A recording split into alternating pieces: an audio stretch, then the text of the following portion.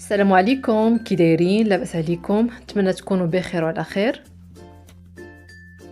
اليوم صراحه بزاف ديال الناس يعني في مواقع التواصل الاجتماعي بزاف اللي كيقولوا الحلم ديالنا انتهى عند النصف. لا بالعكس، واش حنا اصلا كنا كنحلموا غادي نوصلوا للنصف؟ بمجرد اننا وصلنا للنصف راه هذا في حد ذاته راه يعني اكبر حلم واكبر نتيجه، ويعني واحد مفخره للمنتخب المغربي اللي كنوجهوا ليه تحيه. كنوجهوا تحيه للمدرب ديالنا وليد الركراكي. كنوجهوا تحيه يعني بزاف ديال الدول اللي كانوا مساندين المنتخب المغربي، دول عربيه ودول افريقيه ودول اوروبيه اللي كانوا يعني كلهم كيشجعوا المنتخب المغربي وكيأكدوا على المستوى ديالو اللي كان لانهم يعني داروا واحد المباراة يعني اللي هي كانت في المستوى، واحد الاداء اللي هو متميز غيبقى يعني مترسخ في التاريخ الرياضي. نبداو الفيديو ديالنا بالاخبار اللي هي زوينه وغادي تفرح كاع يعني الشعب المغربي والوطن العربي. الخبر هو ان امازون ونتفليكس غتنتج واحد الفيلم غيكون على شكل ملحمه، يهضروا فيها على المستوى وعلى الاداء اللي قدموا المنتخب المغربي في كأس العالم. نرجعوا للمؤامرة اللي تعرض لها البارح يعني المنتخب المغربي فاش لعب مع فرنسا.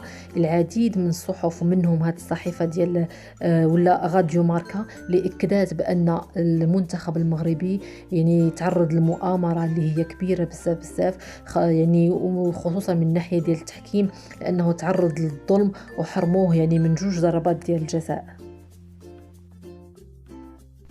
والعديد من المحللين اللي كيفهموا يعني اللي كيفهموا بزاف يعني في هذا الدومين هذا اكدوا بان المنتخب المغربي يعني لعب واحد المباراه اللي هي جيده لولا المؤامره اللي تعرض لها، وان المنتخب المغربي هو اللي كان مستحوذ يعني على الماتش بنسبه 61% و39 بالنسبه للمنتخب الفرنسي. وهنا بغيت نشارك معكم واحد المقال اللي اليوم يعني كان كيدور بزاف في مواقع التواصل الاجتماعي اللي كيحدث وكيأكد على يعني المؤامرة اللي تعرض لها المنتخب المغربي البارح فاش لعب مع المنتخب الفرنسي.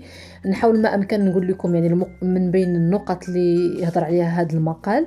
المحتوى ديالو كيقول بأن القصة ديال المؤامرة بدات فاش تم إعلان ماكرون عن الذهاب ديالو لقطر.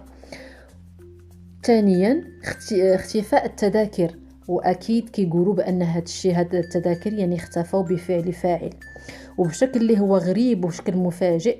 رفضت قطر استقبال ازيد من 30 طائره اللي كتحمل الجمهور المغربي، وكيف ما انتم عارفين بان الجمهور يعني المغربي كان عنده دور كبير باش وصل المنتخب المغربي ديالنا نصف النهائي. وحتى جلوس ماكرون مع رئيس الفيفا يعني كانوا جالسين مرتاحين، حتى هو كان يعني كيبين يعني المؤامرة، وبالإضافة للأخطاء التحكيمية اللي كانت واضحة. ومن بين الحوايج اللي كتثير الشكوك هو انه يعني الحكم ديال الفار ما تدخلش نهائيا طيله المباراه، وابرزها يعني اللقطه ديال بوفال اللي كانت ضربه جزاء لكنه نال يعني بدلا منها ورقه صفراء. ونزيدوا حتى غياب ديال الامير القطري وباقي الامراء اللي كانوا كيساندوا المنتخب المغربي طيله المونديال. وبالرغم من المؤامرة اللي تعرض لها المنتخب المغربي ما يمكننا نقولوا ليه إلا هنيئا هنيئا للمنتخب المغربي بكل ما تحمله الكلمة من معنى، ونفتخر به لأنه كيتعتبر أول منتخب عربي إفريقي كيوصل نصف النهائي في المونديال، خصوصا أن هذا المنتخب اللي هو مغربي كيأطروا مدرب مغربي بامتياز. وما علينا الا نشجعوا المنتخب المغربي في المباراه ديالو نهار السبت مع المنتخب الكرواتي ويحصل على المرتبه الثالثه.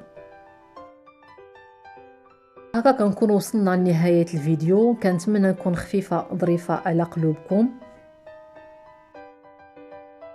كانت معكم قناه فاتي، خليت لكم راحه الله والى فيديو قادم ان شاء الله، وديما ديما مغرب.